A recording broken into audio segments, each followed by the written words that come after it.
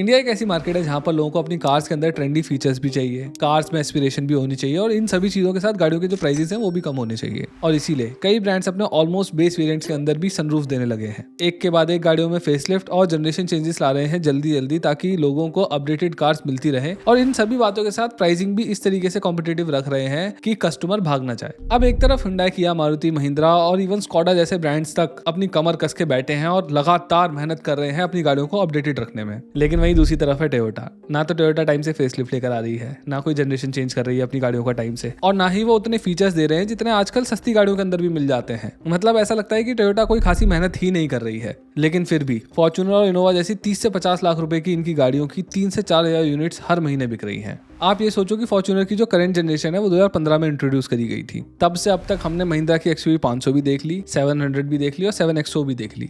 लेकिन टोयोटा इस गाड़ी के अंदर सिर्फ कुछ हल्के फुल्के चेंजेस करके ही लगातार अच्छे नंबर में बेचे जा रही है इतने सालों से। और बड़ा सवाल यहीं से उठता है कि भैया आखिर ऐसा हो कैसे पा रहा है। आप बोल सकते हो कि जो फॉर्च्यूनर की धाकड़ नेताओं वाली इमेज है उसकी वजह से ऐसा हो रहा है, लेकिन सिर्फ अगर यही रीजन होता तो इनोवा का क्या, इनोवा भी तो लगातार इतने ज्यादा नंबरों में बिक रही है इतने टाइम से। फिर आप ये भी बोल सकते हो कि रिलायबिलिटी की वजह से ये गाड़ी इतनी ज्यादा बिक रही होगी, ये भी बात सच है, लेकिन ये पूरा सच नहीं है। क्योंकि इंश्योरेंस थ्योरी, टोयोटा की मैन्युफैक्चरिंग डिसिप्लिन और लैक ऑफ कंपटीशन या फिर कंपटीशन के अंदर एक अपनी ही जगह बना लेना, ये भी कुछ बड़े बड़े रीजन है जिनकी वजह से टोयोटा बिना ज्यादा मेहनत करे ही या फिर बिना ज्यादा अपडेटेड गाड़ियों को लाए ही इतनी ज्यादा गाड़ियां भारी मात्रा में बेच पा रही है। आज हम इस वीडियो के अंदर इन तीनों ही मुद्दों के ऊपर बहुत ज्यादा डिटेल में बात करने वाले हैं और ये भी समझेंगे कि कैसे टोयोटा अपनी मार्केट पोजीशन का फायदा उठाते हुए हमें काफी अंडर डिलीवर भी कर रहा है, क्योंकि बाहर की मार्केट में वो थोड़ा अच्छा कर रहे हैं। तो सबसे पहले टोयोटा की इंडिया के अंदर प्रेजेंस को समझ लेते हैं शॉर्टकट में, क्योंकि जब हम ये समझेंगे तभी हमें बाकी की बातें समझ में आएंगी। देखो 1997 में टोयोटा इंडिया में आई थी किर्लोस्कर मोटर्स के साथ। ये एक जॉइंट वेंचर था, लेकिन ये कोई एग्रेसिव लॉन्च नहीं था, बल्कि इन्होंने इंपोर्ट्स करने का डिसाइड करा पहले,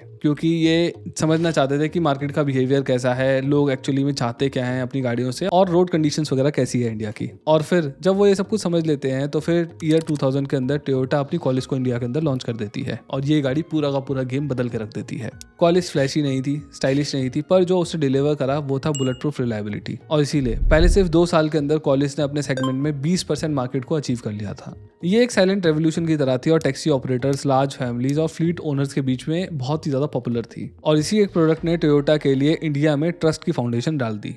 और फिर जो इसके बाद इनोवा आई और उसने जो लेगेसी बिल्ड करी वो आज तक अनमैच्ड है। क्योंकि अगर हम 2025 तक इनोवा फैमिली की गाड़ियों को देखें, यानी कि इनोवा क्रिस्टा और हाई क्रॉस को, तो लगभग आज तक 12 लाख गाड़ियां बिक चुकी हैं ये वाली।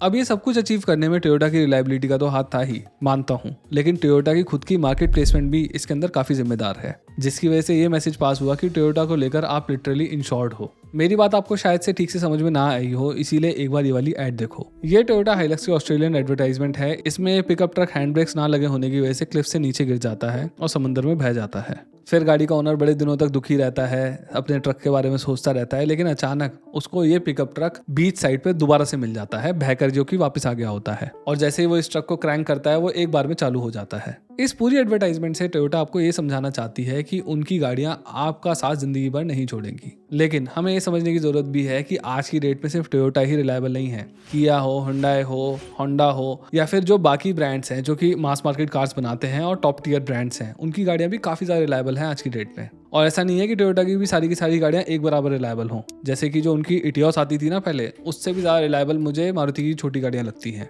हाँ, वो भी रिलायबल थी, लेकिन अगर मैं कंपैरिजन ड्रॉ करूं मारुति के साथ तो ऐसा एक्स्ट्रा ऑर्डिनरी कुछ अलग नहीं था उसमें रिलायबिलिटी के मामले में खासकर। खैर, बात बताते बताते थोड़ा सा भटक गया। देखो, मैं ये कहना चाहता हूँ कि टोयोटा ने जो अपनी रिलायबिलिटी के अराउंड फोकस रखते हुए अपने आप को एडवर्टाइज करा है, और जो इनकी गाड़ियों की खुद की जो प्रूवन रिलायबिलिटी है, जो इनकी ज्यादातर गाड़ियों की है, जैसे कि इनोवा हो गई, हाइलक्स हो गई, फॉर्च्यूनर हो गई, या फिर जो इंटरनेशनल कार्स हैं जैसे कि टंड्रा वगैरह हो गई, इन सब गाड़ियों और फैक्टर्स की वजह से मार्केट के अंदर जो मैसेज गया है टोयोटा को लेकर, उसकी वजह से लोगों के दिमाग में टोयोटा ब्रांड को लेकर सिर्फ रिलायबिलिटी वाला भरोसा नहीं है, बल्कि उससे भी ऊपर उठकर इंश्योरेंस लेवल वाला भरोसा है। यहाँ पर ना मैं आपको थोड़ी सी इंश्योरेंस थ्योरी समझाता हूँ। हम अपने घर का इंश्योरेंस कराते हैं, हेल्थ का इंश्योरेंस कराते हैं, लाइफ का इंश्योरेंस कराते हैं, लेकिन क्यों? क्योंकि हमें छोटी प्रॉब्लम से नहीं, बड़े फाइनेंशियल लॉसेस से डर होता है। जब कोई चीज हमारी सालों की सेविंग्स तक को वाइप आउट कर सकती है, वहां पर लॉजिक से नहीं, फियर से ज्यादा काम लिया जाता है। और कार भी एग्जैक्टली वही चीज है। एक बड़ा इमोशनल और फाइनेंशियली रिस्की डिसीजन होता है कार लेना। इस पॉइंट पर कंज्यूमर ये कैलकुलेट नहीं करता है कि 25 लाख वर्सेस 32 लाख का जो डिफरेंस है वो जस्टिफाइबल है कि नहीं। वो कैलकुलेट करता है कि रिस्क कहां पर कम है।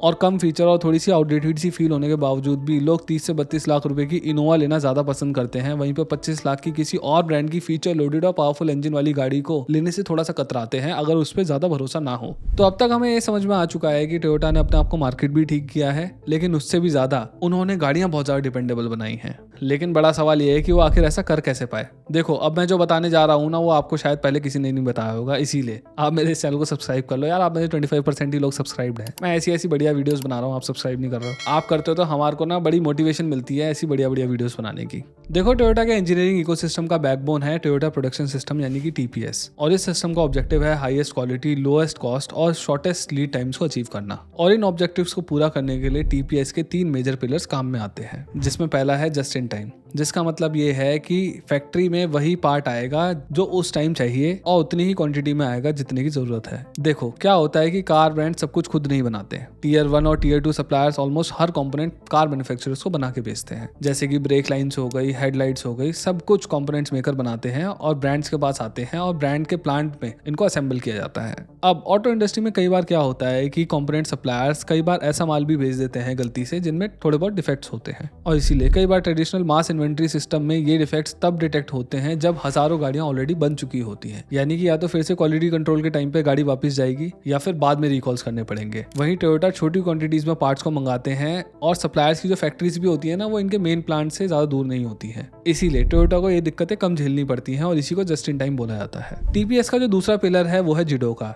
जिसका सीधा सा मतलब है ऑटोमेशन विद ह्यूमन टच। देखो, हर ऑटोमोटिव प्लांट में प्रोडक्शन लाइन के ठीक एंड में क्वालिटी कंट्रोल चेक्स होते हैं, और कई ब्रांड्स के प्लांट्स में होता ये है कि प्रोडक्शन लाइन पर काम चलता रहता है लगातार, और जो छोटी मोटी दिक्कतें होती हैं वो क्वालिटी कंट्रोल ऑफिसर पकड़ता है और उन्हें ठीक करने के लिए गाड़ी को वापस भेजता है। अब कई दिक्कतें तो दोबारा ठीक करी जा सकती हैं, लेकिन कई सारी नहीं करी जा सकती। जैसे कि अगर वायरिंग हार्नेस में अगर गलत राउटिंग हो गई है या फिर कोई छोटी मोटी दिक्कत है तो वो एकदम से क्यूसी के अंदर नहीं पकड़ में आएगी। वैसे ही अगर प्रोडक्शन लाइन से निकलने वाली सभी की सभी कार्स के अंदर इनकंसिस्टेंट पैनल गैप्स हैं तो क्यूसी ऑफिसर सिर्फ मेजर गैप्स को ही ठीक करेगा, सारी की सारी गाड़ियों को थोड़ा ना वापस भेज देगा, उनको तो बाहर निकालना ही पड़ेगा उसको। और यहीं पर टोयोटा सबसे अलग है। टोयोटा की प्रोडक्शन लाइन पर एंड ऑन कॉर्ड्स होती हैं जिन्हें कोई भी वर्कर कभी भी खींच सकता है और उसे खींचकर प्रोडक्शन लाइन को पूरा का पूरा रोक सकता है उसी टाइम, ताकि दिक्कत को उसी लेवल और उसी टाइम पर ठीक किया जा सके जब वो दिखाई दी है, ना कि प्रोडक्शन में आगे बढ़ा दिया जाए उसको। यूजुअली ऐसे प्रोडक्शन लाइन को बार बार रोकने से प्रोडक्शन बहुत ज़्यादा डिले होती है, जिससे कंपनी को नुकसान होता है। लेकिन टोयोटा के अंदर कल्चर ही ऐसा है कि गलती अगर कोई मिलती है आपको तो आप प्रोडक्शन लाइन रोको। इसकी वजह से आपको कोई डांटेगा नहीं बल्कि रिस्पॉन्सिबल समझेगा, और ऐसा कोई भी वर्कर प्रोडक्शन लाइन पे जो अवेलेबल है ऐसा कर सकता है। अब ये जो टोयोटा का गाड़ियों को प्रोड्यूस करने का तरीका है, इसकी वजह से पहले बहुत ज़्यादा डिलेज हुआ करते थे उनकी प्रोडक्शन के अंदर, लेकिन उन्होंने धीरे धीरे इस प्रोसेस को इतना ज़्यादा रिफाइन कर लिया है कि अब प्रोडक्शन लाइन को ज़्यादा रोकने की जरूरत ही नहीं पड़ती है, और इसीलिए उनकी प्रोडक्शन में डिलेज भी नहीं होते हैं और क्वालिटी भी अच्छी आती है। टोयोटा के टीपीएस सिस्टम का एक अंडररेटेड लेकिन एक्सट्रीमली क्रिटिकल एलिमेंट मुद्दा एलिमिनेशन भी है, यानी कि वेस्ट को सिस्टमेटिकली रिमूव करना। टोयोटा के हिसाब से वेस्ट सिर्फ कॉस्ट में इशू नहीं डालता है, बल्कि इसकी वजह से लॉन्ग टर्म रिलायबिलिटी भी हैम्पर होती है गाड़ियों की। फॉर एग्जांपल, अगर वायरिंग हार्नेस अननेसेसरली लॉन्ग है तो हीट एक्सपोजर बढ़ेगा और लॉन्ग टर्म में इलेक्ट्रिकल फेलियर्स होंगे। या अगर ऐसी कोई टेक्नोलॉजी है जो बहुत ज़्यादा टेस्ट नहीं हुई है या फिर काफ़ी ज़्यादा कॉम्प्लिकेटेड है तो वो भी लॉन्ग टर्म रिलायबिलिटी में बाधा डाल सकती है और इनकी प्रोडक्शन लाइन को भी धीमा कर सकती है, क्योंकि जैसे मैंने पहले बताया कि ये प्रोडक्शन लाइन ही रोक देते हैं कमियां मिलने पर। और इसीलिए हम ये देखते हैं कि जो टोयोटा की गाड़ियां होती है ना, वो काफ़ी ज़्यादा बेसिक होती हैं, कोई बहुत ज़्यादा फ्लैशी चीज़ें नहीं होती हैं उनके अंदर। एंड इवन हम ये भी देखते हैं कि इनके जो इंजन हैं वो पावरफुल तो हैं, लेकिन इंजन के साइज़ के हिसाब से उतने पावरफुल नहीं है। जैसे कि इनका जो 2.8 लीटर का इंजन है वो 200 से थोड़ी सी ऊपर हॉर्स पावर बनाता है, वहीं जो महिंद्रा का 2 लीटर इंजन है वो भी ऑलमोस्ट 180-90 हॉर्स पावर बनाई देता है। तो उस हिसाब से कोशिश ये करते हैं कि रिडंडेंसी बहुत ज़्यादा हो, यानी ये अपने मैन्युफैक्चरिंग प्रोसेसेस को लीन रखने के लिए और लॉन्ग टर्म रिलायबिलिटी को बढ़ाने के लिए इस तरीके की चीज़ें करते हैं। लेकिन फिर भी ये बातें ये भी जस्टिफाई नहीं करती हैं कि ये इंडिया के अंदर कुछ ज़्यादा ही बेसिक गाड़ियाँ बेच रहे हैं। जो फॉर्च्यूनर इंडिया के अंदर मिलती है लोग उसके लिए 50 लाख रुपए तक भी खर्च करते हैं, लेकिन फिर भी उसके अंदर जो मॉडर्न फीचर्स हैं उनकी भारी कमी देखने को मिलती है। इंफोटेनमेंट भी पुराना सा लगा रखा है, उसका जो UI UX है वो भी बड़ा अजीब सा है, और जो MID है उसके अंदर भी वही पुराने डायल्स दे रखे हैं। कुछ लोगों को पसंद होते हैं, मैं जानता हूँ बोलेंगे लोग अभी, लेकिन फिर भी यार मतलब बाकी ब्रांड्स तो दे रहे हैं ना, और ऐसा नहीं है कि ये भी नहीं देते हैं। अगर हम इंडोनेशियन मार्केट में देखें तो टोयोटा फॉर्च्यूनर में वहाँ पर ADAS भी मिलता है, ब्लाइंड स्पॉट मॉनिटर भी मिलता है, एडेप्टिव क्रूज कंट्रोल भी मिलता है और रियर सीट में एंटरटेनमेंट भी मिलता है।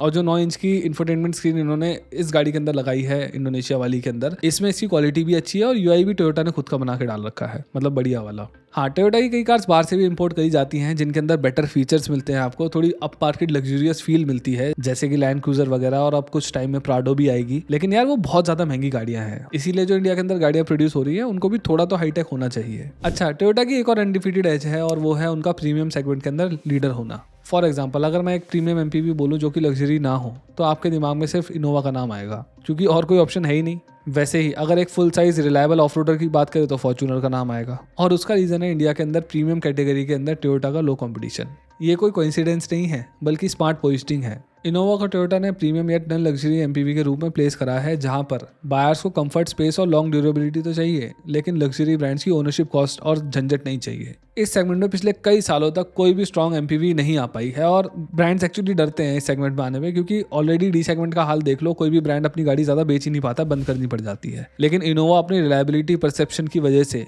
हद से ज्यादा बिकती है और बिकती चली आ रही है लगातार। लेकिन टोयोटा ने जब यही काम ऑस्ट्रेलिया जैसी मैच्योर मार्केट के अंदर करा, जहां पर कॉम्पिटिशन अच्छा खासा है, तो उनको वहां पर दिक्कतों का सामना करना पड़ा, क्योंकि हमें पता है कि इंडिया के अंदर जो प्रीमियम कैटेगरी है वहां पर कंपटीशन नहीं है, लेकिन जो ऑस्ट्रेलिया है वहां पर धड़ल्ले से ऐसी गाड़ियां बिकती हैं जो प्रीमियम कैटेगरी की होती हैं। फॉर एग्जांपल, टोयोटा फॉर्च्यूनर 2025 में अपनी लो सेल्स के चलते ऑस्ट्रेलियन मार्केट के अंदर डिसकंटिन्यू हो चुकी है। और एक बहुत ही ज्यादा इंटरेस्टिंग बात यह है कि टोयोटा फॉर्च्यूनर की जो फर्स्ट जनरेशन है उसको थाईलैंड में डेवलप किया गया था, थाई और जापानीज इंजीनियर से मिलकर इसको डेवलप करा था। वहीं जो फॉर्च्यूनर का फेसलिफ्टेड वर्जन है और जो हाइलक्स है उसको ऑस्ट्रेलिया में डेवलप किया गया था। मतलब टोयोटा ने जिस मार्केट को समझकर जहां के लिए गाड़ी सबसे पहले डेवलप करी, वहीं पर वो फेल हो गई। और ऐसा इसलिए क्योंकि जो ऑस्ट्रेलिया की मार्केट है वहां पर इस सेगमेंट के अंदर बहुत सारी गाड़ियां हैं, और सारी की सारी ही अप मार्केट हैं, अच्छी फील देती हैं और आपके पैसों की वैल्यू अच्छी देती है। और जो ऑस्ट्रेलिया का ग्राहक है वो बहुत ज़्यादा मैच्योर है, वो ये हवाबाजी के चक्कर में गाड़ियाँ नहीं खरीदता कि मैं नेता लगूंगा गाड़ी खरीद कर, ऐसा चक्कर नहीं है वहाँ पर। इसीलिए फॉर्च्यूनर वाली कैटेगरी के अंदर जो गाड़ी सबसे ज़्यादा ऑस्ट्रेलिया के अंदर बिकती है वो है फोर्ड एवरेस्ट। और मेरा मानना ये है कि अगर फोर्ड एंडेवर इंडिया के अंदर बिक रही होती ना आज तक, तो शायद से टोयोटा को फॉर्च्यूनर की जनरेशन बहुत जल्दी लेकर आनी पड़ती, क्योंकि तब इसकी सेल्स इतनी ज़्यादा नहीं हो पाती। मेरे को ऐसा लगता है सिर्फ रिलायबिलिटी वाला फैक्टर तब काम नहीं कर पाता। लेकिन खैर, फोर्ड तो चली गई और कब आएगी पता नहीं।